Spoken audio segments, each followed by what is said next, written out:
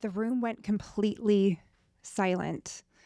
I was at a dinner party in San Francisco in a high-rise building, beautiful twinkling lights below, and it was one of those long table dinners where there are about 12 of us and everyone has their distinct, unique stories, and you're so excited to meet everyone in the room. And it wasn't planned like this, but all of the conversations seemed to end at the exact same time, and then everyone was looking at me. I was still talking. I was being asked about my private advisory work by the person in front of me, and I continued talking. I maintained my tone of voice, and a few beats later, we resumed the meal, and then we got to mingling after, and a gentleman from the opposite side of the table approached me and said, "Hey, I heard what you said, and I'm curious to learn more about your work." And we got to talking, we exchanged contact, and he eventually became a high-level private client. So what I want us to do now is press rewind and go back to that moment, the moment when everything went quiet. So has anyone here ever had that experience where everything went quiet and you wonder, okay, what do I do now?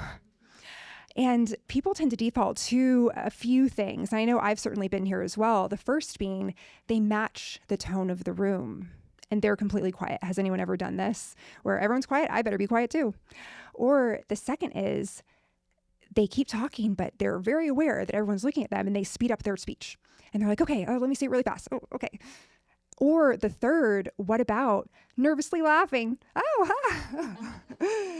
and really diluting your authority in that process, right? So the fourth option, the one that I would like to bring our attention to now, is maintaining your frame.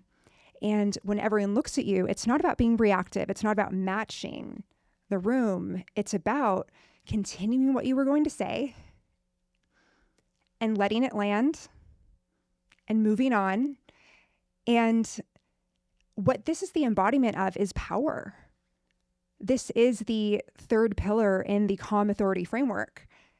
And if you're interested in the other two pillars, I would like to invite you to go to stephanietoma.com/resources, where there's a calm authority workbook. But going back into what power means, it's not always loud. It's not always like, wow, and people got up and gave me a standing ovation when I talked about my work. It's understated. It's that one person in the room that said, oh, I heard you. I saw you. I'm interested in what you're bringing to the world. So when we're in those situations where we could default to a past version of self that would be quiet, that has less experience, that people, they might not want to hear.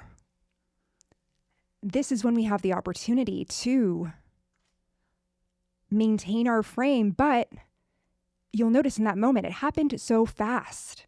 I wasn't consciously thinking, I'm going to maintain my frame. I just did. And that took years of practice. And this is something that can be learned through the calm authority framework. So I would like to invite you to stay connected about this work. There's a lot more involved. And I want to leave you with this, that power is not something that we need to take back. It's something that we simply stop releasing.